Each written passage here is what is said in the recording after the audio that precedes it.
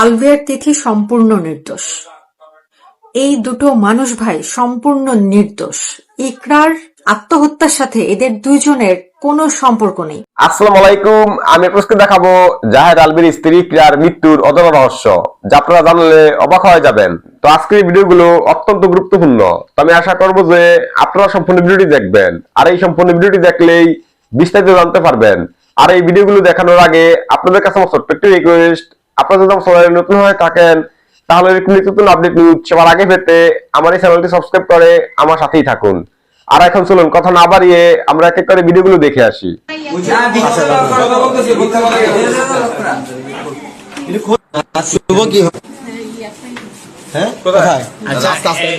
একজন আপনি যান, বাইরে যান, ভিডিওটা অন করে দেন, দেখি আমরা দেখি, অসুবিধা নেই। যদি আমরা একজন পাশে আর কি আছে, আচ্ছা আপনি বলেন। স্বামী পরকীয়া করলেই যে জীবন দিয়ে দিতে হবে এটা কোনো কথা না, এবং এটা খুব সিলি একটা কাজ এবং একটা গুনার কাজ। অনেকেই পরকীয়া করছে, অনেকেই চিট করছে, কিন্তু তাদের ওয়াইফরা কিন্তু জান দিয়ে দিচ্ছে না। কিন্তু ইকরার ব্যাপারটা তো বড় হয়ে দাঁড়িয়েছে কেন? বিকজ সে তার স্বামীর পরকীয়ার জন্যই অ্যাপারেন্টলি সে বাধ্য হয়েছে, ট্রিগার্ড হয়ে সুইসাইড করতে। এই জন্যই এটা একটা বড় ইস্যু হয়ে দাঁড়িয়েছে। চিট আমরা অনেক আগের থেকে শুনে আসছি, এর উপর চিট করছে, ওর উপর চিট করছে, কিন্তু যখন এটার জন্য একজনের জান চলে যায় তখন এটা একটা ন্যাশনাল ইস্যুই হয়ে দাঁড়ায়। এবং এরা ধরে নাটক করতো, তো এদের ব্যাপারটা একটু বেশি সিন, একটু বেশি hard in the social media. এই জন্যই এটা নিয়ে কথা বলা, এই জন্যই এটা নিয়ে কথা বলতে আসা। আচ্ছা, এখন আমি এই ভিডিওতে 10টা পয়েন্ট নিয়ে কথা বলবো। প্রথম পয়েন্টটা হচ্ছে, কমেন্ট সেকশনে দেখেন, this issue is not about you, this issue is not about me. এটা আমাদের কোনো ইস্যু না, তো আমাদের এখানে ডিবেট করে লাভ নেই। আমাদেরকে, হ্যাঁ অফকোর্স আপনারা আপনাদের পার্সপেক্টিভ দিতে পারেন, আমি আমার পার্সপেক্টিভ দিচ্ছি, আপনাদেরও রাইট আছে দেওয়ার, কিন্তু আমরা লজিক্যালি দিই, পয়েন্ট টু পয়েন্ট লজিক্যালি, মানে ফ্যাক্টসের উপর বেস করে আমরা কথা বলি, তাহলে মনে বেটার হয়। আচ্ছা, প্রথম পয়েন্টটা হচ্ছে, অনেকে কমেন্ট সেকশনে লিখছে, অনেকেই ব্যাপারটাকে সাপোর্ট করছে যে জাস্টিস ফর ইকরা, জিনিসটা ঠিক হয়নি। স্বামী চিট করলেই যে জীবন দিয়ে দিতে হবে, এটা একটা বড় ইস্যু, এটা নিয়ে একটা জাস্টিস হওয়া উচিত, ইকরার জাস্টিস পাওয়া উচিত। আচ্ছা, কিন্তু অনেকে আবার কিছু ব্যতিক্রম কথাবার্তা লিখছে। আমি আপনাদেরকে দোষ দিচ্ছি না, এটা আপনাদের পার্সপেক্টিভ, এটা আপনাদের থিঙ্কিং, আমি এটাকে সম্মান জানাই। কিন্তু লজিক্যালি কথা বলি আমরা, হ্যাঁ, ইললজিক্যালি কথা না বলি। ইকরা নাকি প্লটিং করে গেছে ওর স্বামীকে আর তিথিকে, আলভিয়া তিথিকে ফাঁসিয়ে দিয়ে গেছে, ও নাকি খুব কানিং ছিল। আমার কথা কি, যে কানিং হয়, যে চালাক হয়, সেটা নিজের জানটা দেয় না। সে একটা প্লটিং করে না, প্লটিংয়ের রেজাল্ট দেখার জন্য বসে থাকে। সে কেন জান দিবে? কারণ কি তার মাথায় তো শয়তানি আছে। কিন্তু যেই মেয়েটার দুনিয়ার থেকে, তার স্বামীর থেকে, সবার থেকে ধরেন হোপ চলে গেছে, সেই এরকম একটা ডিসিশন নিতে পারে যে আমার তো আর দুনিয়ায় কিছু নাই, আমার তো কিছু মানে বেঁচে থাকার জন্য, বা there is nothing to look forward to, আর এখানে সমাধানের কিছু নাই। সে সব যখন হাল ছেড়ে দিল তখনই সে এরকম একটা ডিসিশন নিল। কারণ কি, যে প্ল্যানিং করে, প্লটিং করে, সে রেজাল্টের জন্য ওয়েট করে। ও কিন্তু রেজাল্টের জন্য, ও নিজেও জানতো না যে ওর জন্য এত লোক দাঁড়িয়ে যাবে। মেয়েটা কিন্তু মারা গেছে, তো তাকে কানিং বলা, হ্যাঁ, এটা মানে তাদের বিবেকটা আমি বুঝতে পারছি না কোথায় আছে। আচ্ছা, তারপর সে কাউন্সিলরের কাছে গেল না কেন? বা কাউন্সিলরের কাছে সে কি না, সে কাউন্সিলরের কাছে গেল, যাওয়ার তো তার দরকার নাই। আচ্ছা, কাউন্সিলরের কাছে তার যাওয়ার দরকার নাই, কারণ কি সে নিজে একটা গ্রুপ মেনটেন করতো, সে অনেক কি মানে অনেক মেয়েদেরকে মেন্টালি স্টিমুলেট করতো, স্ট্রং করতো, তো ওর কাউন্সিলরের কি দরকার? আচ্ছা, ধৈর্যের বাঁধ যখন ভেঙে যায়, সীমা যখন মানে পার হয়ে যায়, তখন একটা মানুষ কি করতে পারে? আমি স্ট্রং, কিন্তু কি আমি এতই শক্ত যে সব লোড নিতে পারবো? হ্যাঁ, আমি অনেক মানুষকে মেন্টালি আমি ইকরা হয়ে কথা বলছি, আমি অনেক মানুষকে মেন্টালি স্ট্রং করেছি, আমি অনেক মানুষকে কাউন্সেলিং করেছি, কিন্তু আমার ব্যথা, আমার অদেখা ব্যথাগুলা যেটা কেউ দেখেনি, ওটার কি? সে হয়তো নিজে নিজেই ডাইজেস্ট করেছে এতদিন এবং সবার কাছে এমন একটা এক্সাম্পল ক্রিয়েট করতে চেয়েছে যে আই এম স্ট্রং। নিজের কষ্টটা, কিছু মানুষের ক্যারেক্টার এরকম থাকে যে নিজের কষ্টটা আরেকজনকে বলতে চায় না এবং নিজের ব্যর্থতাটা আরেকজনকে দেখাতে চায় না। সে নিজেই হজম করে করে, কিন্তু তারপরেও তো সে তার ফ্রেন্ডদেরকে বলেছিল, স্ক্রিনশট শেয়ার করেছিল, যে ভিডিওগুলো সার্কুলেট হচ্ছে আমরা কি দেখতে পাচ্ছি, ওখানে ফ্রেন্ডরা সমানে বলছে যে ও কিন্তু গ্রুপে অনেক কিছু শেয়ার করতো। ও কি এখন জনগণকে কি স্ক্রিনশট দিয়ে বেড়াবে, দেখেন ভাই আমার জামাই তিথির সাথে প্রেম করে? কোনো সেন্সিবল আর কোনো সফিস্টিকেটেড মহিলা নিজের স্বামীকে বাইরে ছোট করে না। ও একটা ডিগনিফাইড এবং সফিস্টিকেটেড একটা মেয়ে বলে আলভিকে ছোট করেনি। সে ঘরের কথা ঘরেই রাখতে চেয়েছে, দুইটা ক্লোজ ফ্রেন্ডের সাথে শেয়ার করেছে এবং এটাকে সলভ করার দীর্ঘদিন চেষ্টা করেছে হজম করে করে। এটা কি তার অন্যায় ছিল? আমার আপনাদের কাছে এটাই প্রশ্ন। বিলাপ করে কেন্দ্রে রাস্তায় জামাই করে দেওয়া এটা কোনো ভদ্র মেয়ের কাজ হতে পারে না। ইকরা একটা ভদ্র মেয়ে ছিল, ঘরের কথা ঘরে রেখে আলভিকে শুধরাতে চেয়েছিল। যতটুকু আমি ফ্যাক্টস দেখছি ওটার উপর বেস করেই বলছি, হাওয়ায় কথা বলছি না। গেল কাউন্সিলরের কাছে, সে এ কারণেই যায়নি হয়তো, সে মনে করছে যে সে তার মেন্টাল স্ট্রেংথ দিয়ে, ধৈর্য দিয়ে সেটাকে ডিল করতে পারবে, কিন্তু এখানেই সে ভুলটা করেছে। এভাবে ডিল করাটা ওর জন্য ডিফিকাল্ট হয়ে গিয়েছিল। দেখেন, আমি ওর কোনো বান্ধবী না, আমি ওর কোনো রিলেটিভ না, কিন্তু আমি একটা মহিলা।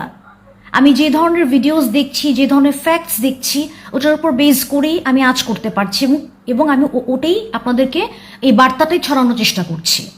আচ্ছা, আরেকজন বলছে হিরো হিরোই থাকবে, আপনি যাই বলেন। আচ্ছা, ও কিসের হিরো? ওকে হিরো ইকরাই বানিয়েছে। ইকরার অনেক অবদান আলভির ক্যারিয়ারের পিছে। মনে রাখবেন, একটা অ্যাক্টর যখন সেলিব্রিটি হয় তার অনেক নায়িকাদের সাথে কাজ করতে হয়। ইকরা যদি সাইকো হতো, ইকরা যদি কানিং হতো, ইকরা যদি টক্সিক হতো, তাহলে আলভি এত দূর আসতে পারতো না ওর ক্যারিয়ারে। আগেই বল, তুমি মিডিয়া ছাড়ো, তুমি এই নায়িকার কোমরে হাত দিতে পারবা না, এই নায়িকার গালে চুমা দিতে পারবা না, এই নায়িকার সাথে রোমান্টিক কথা বলতে পারবা না। ও যদি ওরকমই পজিটিভ টাইপের মেয়ে হতো, ও আলভিকে প্রপারলি, সুস্থভাবে, স্বাভাবিকভাবে মিডিয়াতে কাজই করতে দিত না। এই ছেলে এত লম্বা ক্যারিয়ার তার কেমনে হয়? প্লাস 14-16 বছরের সংসারও তার কন্টিনিউ ছিল ইকরার সাথে। কিভাবে সম্ভব এটা? যদি ইকরা হয় এরকমই পাগল ছাগল। আচ্ছা, তারপর তিথি যে কথাটা বলছে, আমাকে হ্যারাস করা হচ্ছে, আমার ফ্যামিলিকে হ্যারাস করা হচ্ছে, এগুলো তো ক্রাইম। আচ্ছা, আপনি যে দীর্ঘ 4 বছর একটা মেয়ের জামাইকে বশ করেছেন মানসিকভাবে, ওটা ক্রাইম না? আজকে এই ধরনের সিচুয়েশন হচ্ছে কেন? জনগণ পাগল না যে আপনার আর আলভির পিছে খামাখাই পড়বে?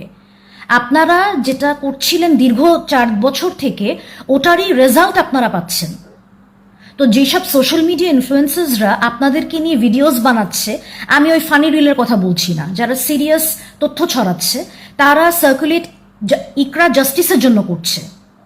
দেন অটোমেটিকলি আপনারা হ্যারাস তো হবেনই, কারণ কি আপনারা কাজ যদি হ্যারাস হওয়ার মতো করেন, আপনারা অটোমেটিক হ্যারাসড হবেন।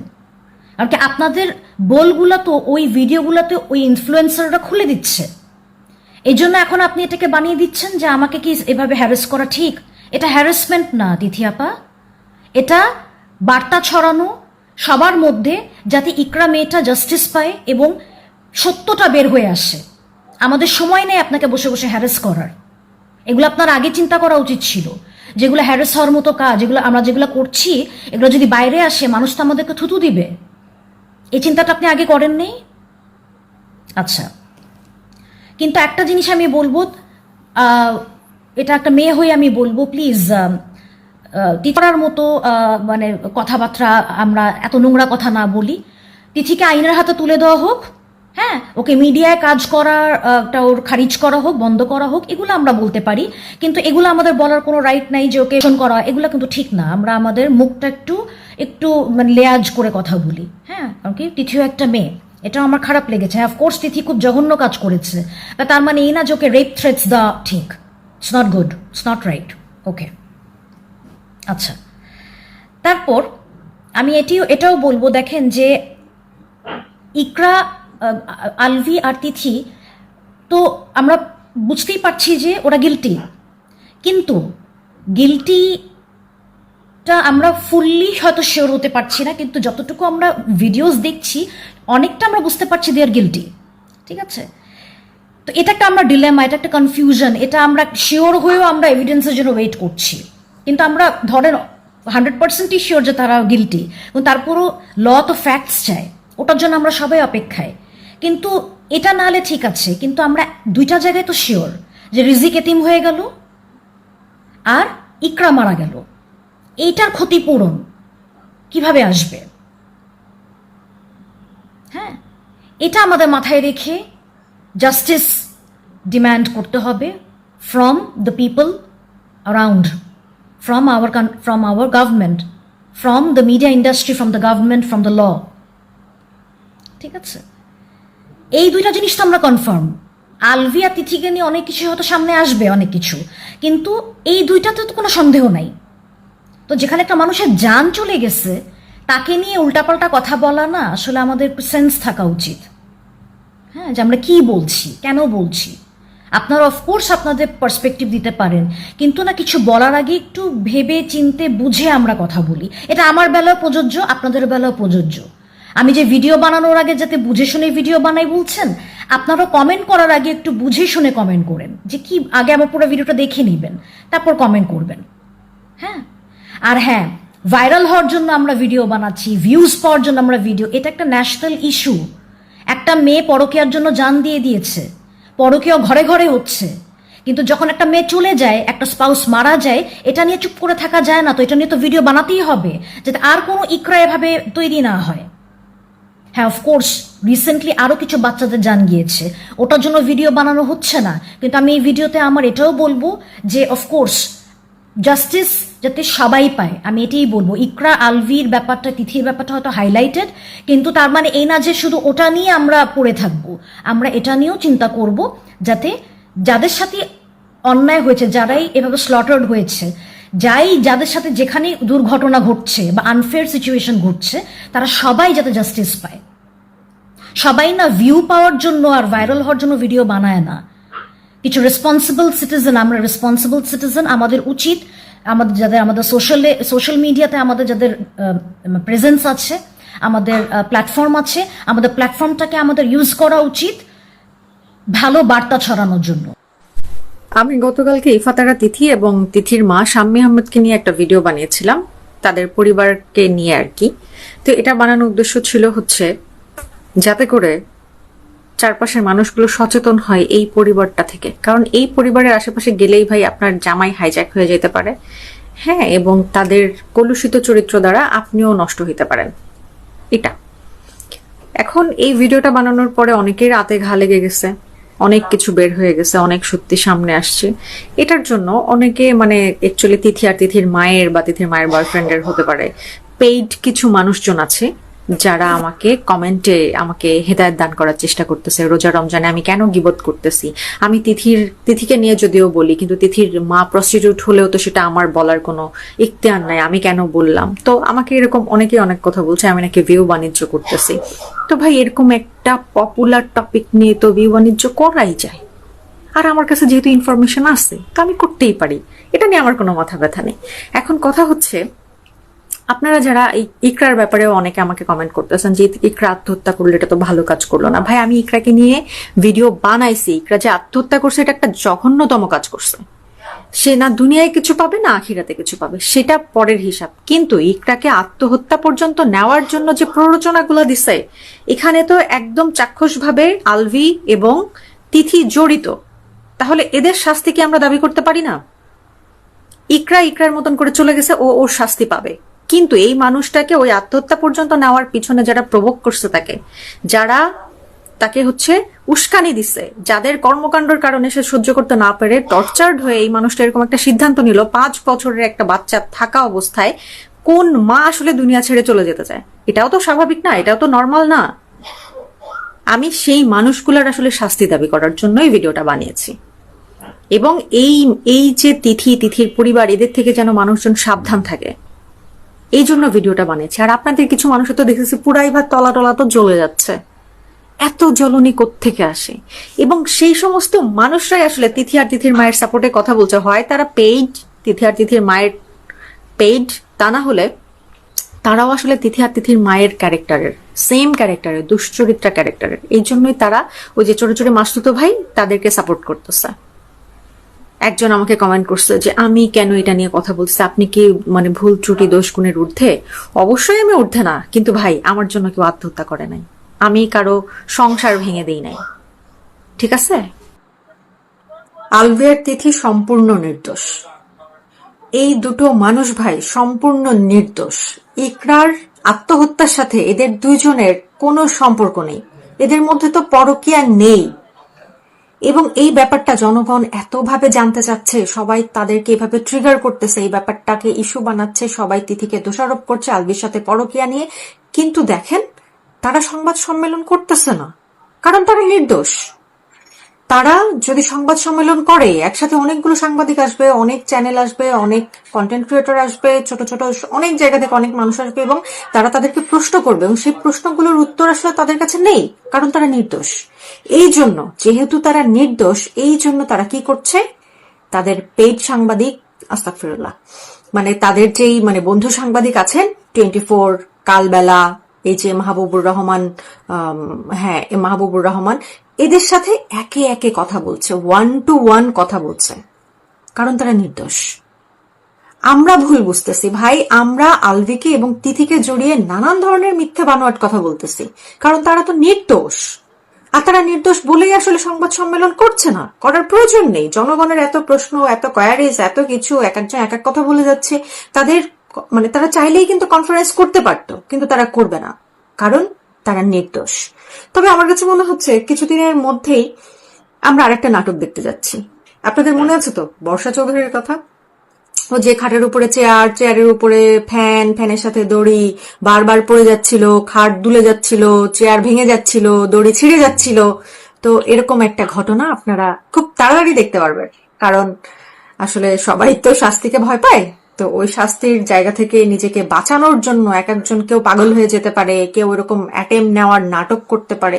তো আমরা অপেক্ষা করছি দেখার জন্য।